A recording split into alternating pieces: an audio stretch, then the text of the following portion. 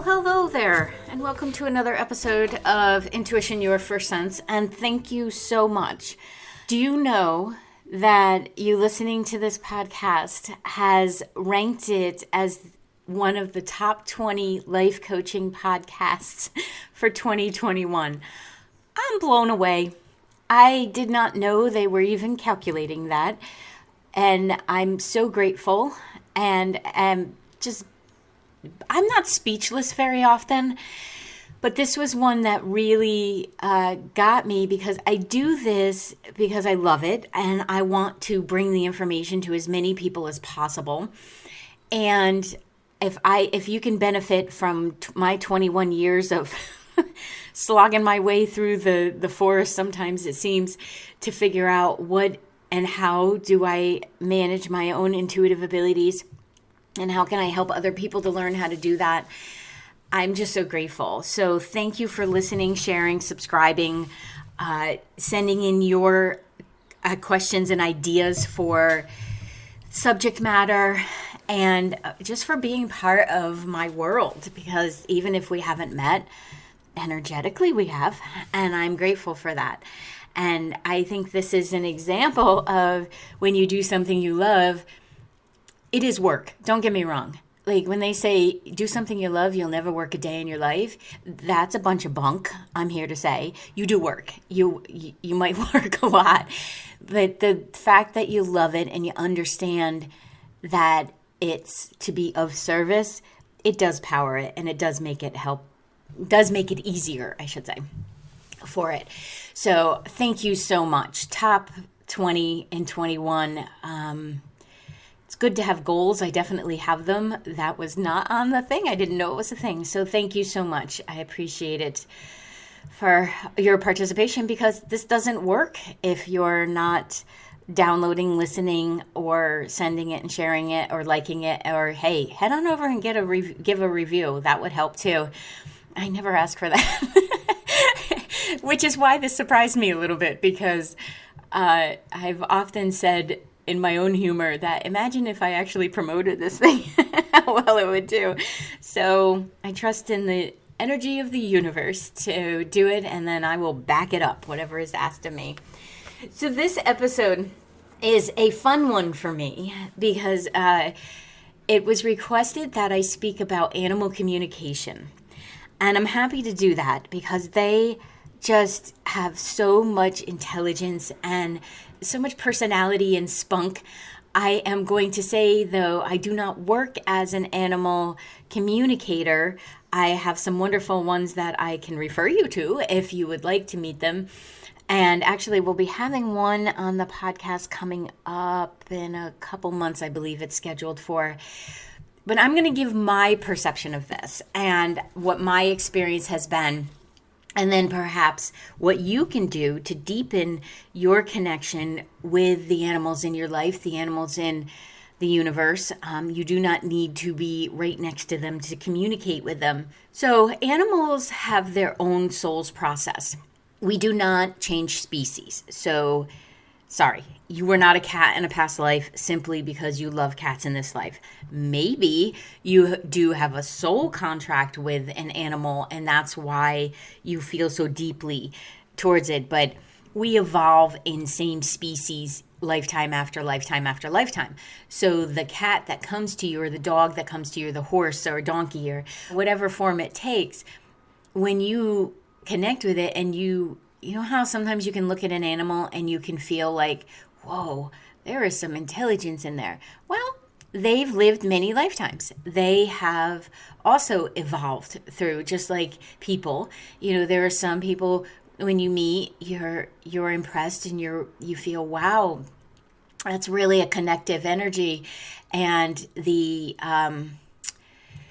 evolution of that soul is pretty impressive. And then you meet someone else and you're like, whoa, newbie. Okay, cool. We need those too. The same thing happens with animals.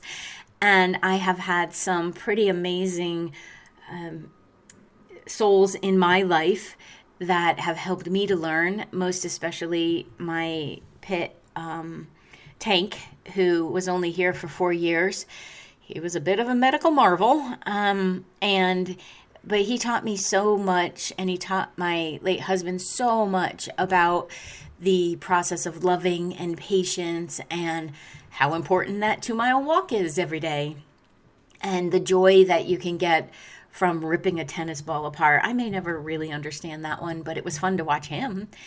So animals evolve over lifetimes, and they expand and they learn and they grow. And I also believe that there is a level of intelligence that's there in their heart-centered space, that, and then their forgiveness and their willingness to move on. You could say that some of that is because of their physical being, and that, maybe they don't have as much of the, well, they have different, I'm not going to say it that way.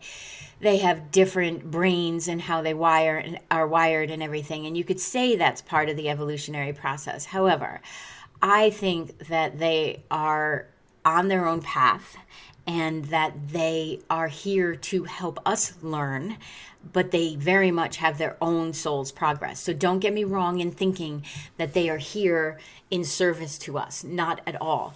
They are here, I think, for us to learn from, to acknowledge, to open up to, and to see how we can live collaboratively and what we can learn from them.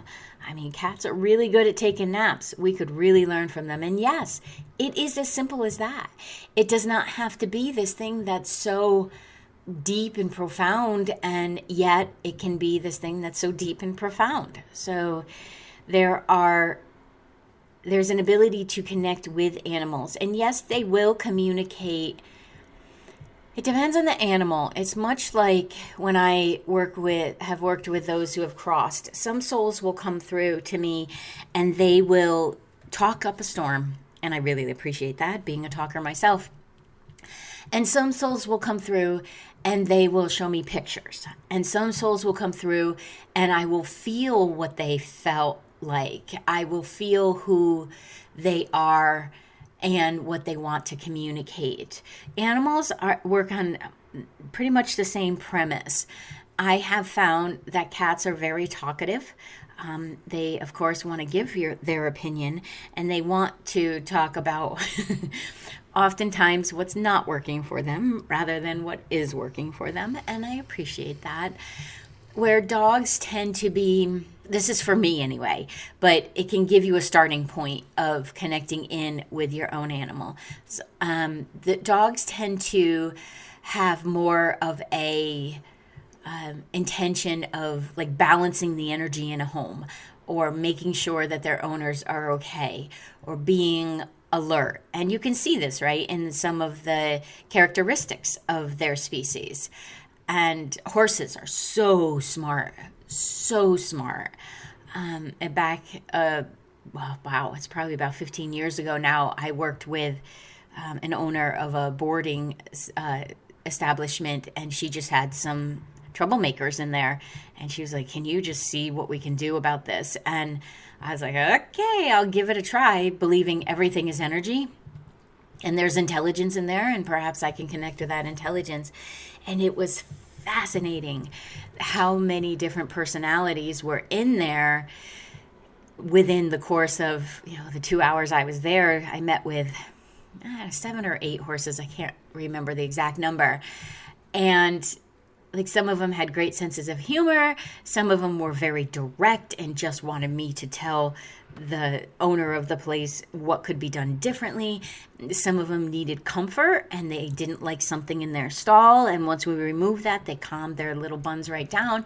There was this, my favorite one, I think, was this big old Clydesdale mix. I don't remember what the other part was, but she was a tall girl. I can't remember how many hands, but I'm 5'5", and she stood about 6 inches taller than me at her back. Not her head. Her head still went up another foot or so. So she was impressive, and they told me I couldn't go in with her. And this was probably not smart, but I just trusted her. I knew her little heart was just sad. And I said, I promise I'll keep my open to the door that I can get out and it'll be fine. She'll be okay, because she had been trying to beat down the door to her stall, and they said, you just can't do it. And I said, well, I'm going to trust her. And I do not have a whole heck of a lot of training with horses, like as the human being trained. But I trusted her. And when I got in there, I said to her, telepathically, okay, honey, what's going on? What do you need me to tell them? And as someone who has never been thin in her life, I really appreciated what this horse was saying, in that their sole focus was to get weight off of her. So they were holding back on feed and food and stuff. And listen, I can understand that from a health perspective. But what they hadn't considered is that she could absolutely hear them, and she understood their energy and their judgment of her. And, I just suggested to them that they remember that this is a very, very big horse. By bone structure, she was a big horse. And that they weren't talking about a stallion or anything here that needed to be sleek. Her job was to pull things. And I used myself as an example. And I said, you know what? If your car's stuck in a ditch, you want me there to help you push it out, because my leg strength will do most of it. So we all have skills and we all have abilities, and we all have a form. And her form was insulted that they thought she was fat rather than just big boned. So we smoothed that over, and she was really hungry. So I, in my own figure this thing out, I tossed it over to them as experts and said, is there something you can give her that won't put on the weight but will take away those hunger pains? Because part of the reason she's trying to beat down the stall is she is literally hungry in there. And that's not okay either. So they adjusted the feed schedule, and then they got her a different kind of hay. I don't remember what one, but if it's like rabbits, you go to Timothy rather than the oat or anything, because the other ones can put on weight. So they did that, and what ended up happening is, and then exercising her more. She said she wasn't getting enough exercise. So in human terms, she wasn't getting the strength training that she was used to. They were having her do more cardio, and she would burn more doing strength training. Maybe she was a perimenopausal woman, because that's what happens there too. But when you're communicating with an animal, you cannot go in with an agenda. You can't go in with, this is a horse, this is how they're going to talk to me. This is a dog, this is how they're going to communicate with me. You can't. You have to meet them soul for soul, which is what I would love humans to do, rather than all of these labels that we put on things. Meet people soul to soul, and we could create some change in this world. But with animals, the best way to do it is, you have to come out of your thinking head. Like, you still allow for that knowledge to be there, of course, because we work in language. But you have to go into your feeling self, because their first sense is intuition. Like, they should be the representation of my own podcast, right? Have you ever wondered where your soul is? How you can be in touch with it? How you can use it and communicate with it with your human senses as well as your intuition? I wondered this for a long time, and as I practiced and learned how to do it, I have now created a course that you can take that is self-guided, along with some live events with me, that can help you to connect to your soul as well, and to use this amazing collaboration between your human self and your soul to empower your life, to create what you'd like to have, and most importantly, to be able to feel that you belong, that you are amazing, and then what would you like to do with that in the world? So head on over to the website, VickiBaird.com, check it out and sign up, and let me know if you need any help. Your first sense is intuition, but you just didn't know that. Because as a human, we are often raised that our five senses come first, and then we tap into our sixth sense, which is intuition. However, my belief is that our intuition is our first sense, and we just need to move it to the front of the line and learn to work with it a little bit more. So with animals, they are already in their first sense. They operate in intuition. That's why if an animal does not like a person, you better listen, because they're letting you know what the truth is of that person's vibration. And just like with little kids and stuff, trust them. So to communicate with an animal, you have to almost go completely blank of your knowing. And you actually shift your reception, your energy into a place of reception that I call it stupid head, and not because of the animals, but because what I'm doing is making my head blank. Like when you can arrive there in meditation sometime, not the whole time, because, thought happens. But you calm yourself enough that there's no preconceived notions going into this communication, because my daughter has a cat. As an example, my daughter has a cat. I love Beanie Bean, but he is not the brightest bulb on the tree. But when communicating with him, like, I almost have to get into an energy of goofiness, and then I can get information that's actually pretty deep. He's just, his first go-to is kind of a do-do-do. He's not the... Oh my gosh, he's the best cat. He's not the smartest bulb. And yet she has this other cat, she has quite a few, that is just all business. Do not even consider communicating with him if you are not bringing your litigator. You're not going to get anywhere with him. So I know this because I know them through the years. However, when communicating with other animals, you have to almost know nothing, and then they will give you the information, because they don't want to be told who they are. They want to be received as who they are. And when you're communicating with them, they'll often give you why it is they're in your life. Like, they'll let you know. Like, there's a saying among those of us that love cats that the cats choose you. You don't necessarily choose the cat chooses you. I think this is true of all of our animals. It's how I have a free roam rabbit in my house right now, because I knew when I saw this just written post that this rabbit needed a home, that he was supposed to be in my home, and not, I still had choice, right? I could have said, no, it's too soon after Tank passed. I want to see what it's like to only own one animal. And Leah, my cat at the time, probably would have loved to be an only. But you know what? He came to us, and he brought such joy, and he still does. He's here with me. He brings such joy to my life, and I needed to laugh at that point. After my husband's passing, 2 friends passing, a dog passing, a kid moving across state, which I was happy about that, but it was still hard, and then other things that were going on in the family dynamic, running a business in a home. I needed joyfulness. I needed the silliness of this old man in a bunny suit. And he's playful, and he binkies, and he helps me remember that we don't really necessarily have to take this life so seriously, because if you have hay and a couple veggies, life is good. And we kind of eat the same food. I don't eat the hay, but the rest of the veggies are very similar. So they choose us.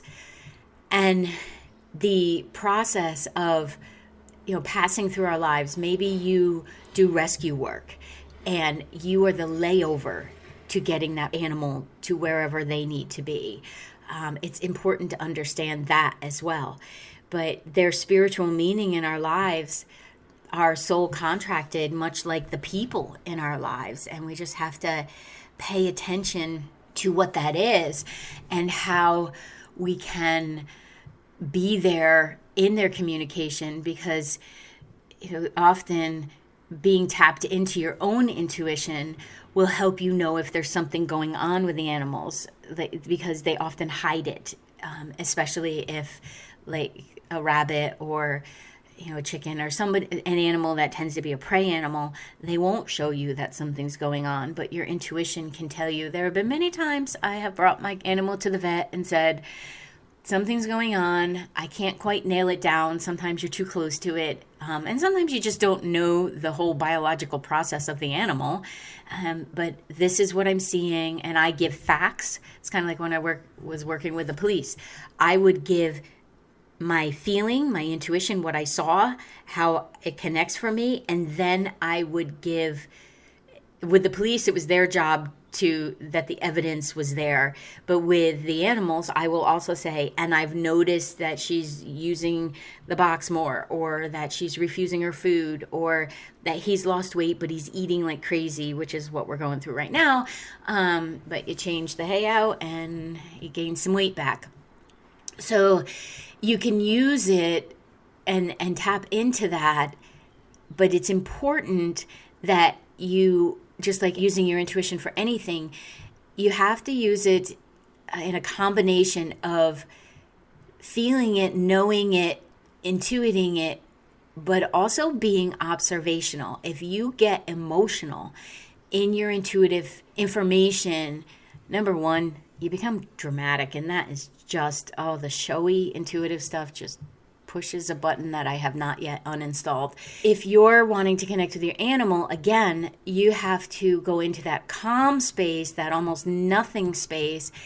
And then when you get the information, you watch it like a movie or a TV show or something along those lines. So this is the practice of space, right? I actually imagine that there's energy space between us. So imagine yourself sitting across the table, like a big conference room table. You create that space between you and the animal that you're communicating with energetically. So if it is your animal and you're like, what is going on with this little bugger?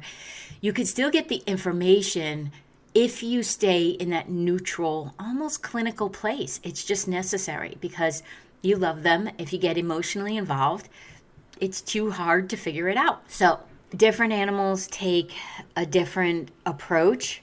But like I said, you do not have to be right there with you hands-on. Now, some communicators do work this way. I've met a few communicators that work with horses that want their hands on the horse. That's fine. We all do it differently. I find that if I can be in the room with the animal, it does help me, but it's not necessary.